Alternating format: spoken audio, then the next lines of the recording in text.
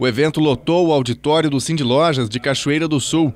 Boa parte dos empresários da região se mostra preocupada com o cenário econômico e a dificuldade para a criação de novos negócios. A reclamação é geral: excesso de impostos e de burocracia.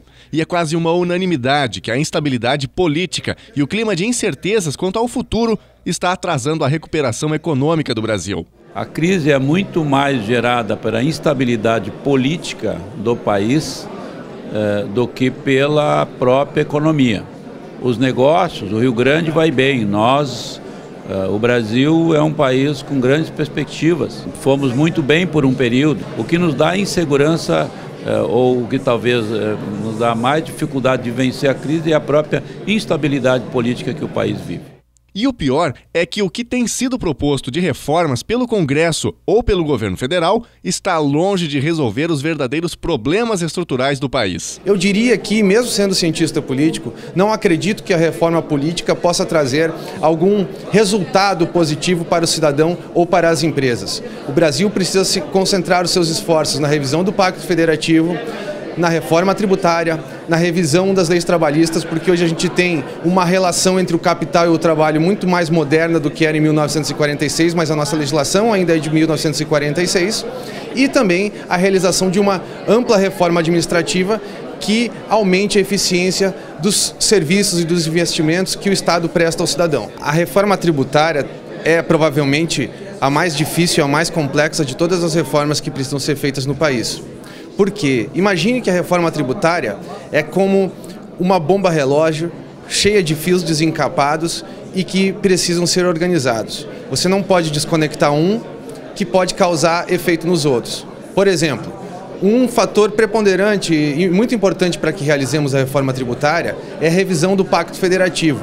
Hoje a maioria dos recursos públicos provenientes de impostos são concentrados nos cofres da União, em torno de 70%.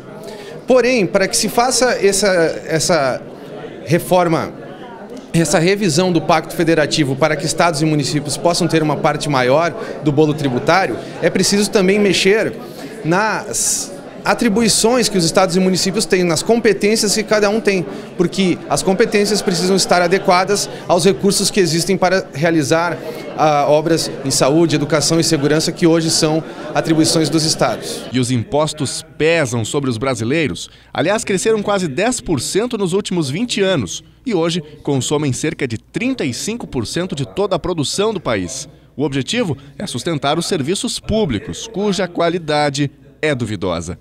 Então nós ganhamos 9, quase 10 pontos de carga tributária nos últimos 20 anos, vamos dizer de 90 e poucos, 95, 97 até agora. Então a carga tributária aumentou muito.